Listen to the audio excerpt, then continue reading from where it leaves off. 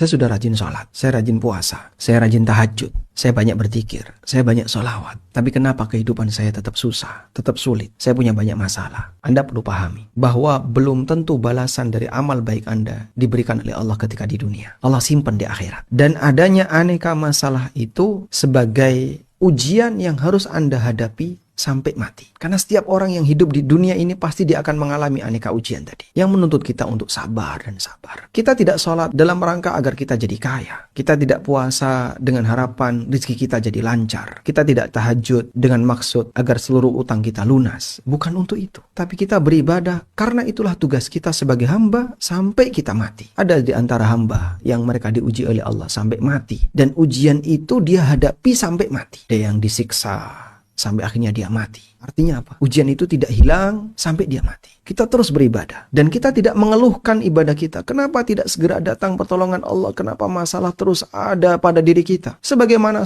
para nabi masa silam, masalah terus ada pada diri mereka sampai mereka mati. Dan mereka tidak berhenti ibadah. Jangan sampai kita kemudian merasa, saya telah ditinggal oleh Tuhan. Saya ditinggal oleh Allah. Usaha saya, ibadah saya, sholat saya, selama ini yang saya lakukan sia-sia. Karena nggak ada hasil. Dari mana Anda tahu kalau itu sia-sia? Dan nggak ada hasil. Utang saya nggak pernah lunas. Apakah Anda sholat untuk melunasi utang? Apakah Anda puasa biar Anda kaya? Bukan untuk itu. Kita sholat, kita puasa. Karena itu tugas kita sebagai hamba yang telah diciptakan oleh Allah. Sedangkan keberadaan musibah, masalah, itu bagian dari bawaan hidup yang tidak akan pernah lepas. Karena kita akan diuji oleh Allah sampai mati. Di posisi inilah kita perlu memisahkan. Ini ibadah, ini masalah. Anda beribadah karena Anda menjalankan tugas sebagai hamba. Dan kita berharap semoga dengan ibadah ini Allah memberikan balasan kepada kita. Balasan kebaikan. Ibadah kita diterima. Sebagai bekal ketika kita menghadap Allah di akhirat. Di sini ada ujian. Memang ini berat dan kita berharap kepada Allah agar ujian ini bisa selesai dengan baik. Dengan cara kita banyak berdoa kepadanya. Keberadaan ujian itulah yang membuat Anda mau berdoa. Karena ketika orang hidupnya selalu nyaman, gak ada ujian, mungkin dia akan lupa kepada Tuhannya. Maka ketika dia dikasih ujian, di saat itulah dia bisa nangis di hadapan Tuhannya sambil berdoa, memohon sesuatu, memohon, sehingga doanya gak putus. Doa itu membuktikan kalau dirinya fakir di hadapan Sang Penciptanya. Dirinya miskin di hadapan Allah Azza wa Jalla. Dengan demikian akan menumbuhkan kedekatan dirinya kepada Sang Penciptanya. Selalu merasa saya butuh.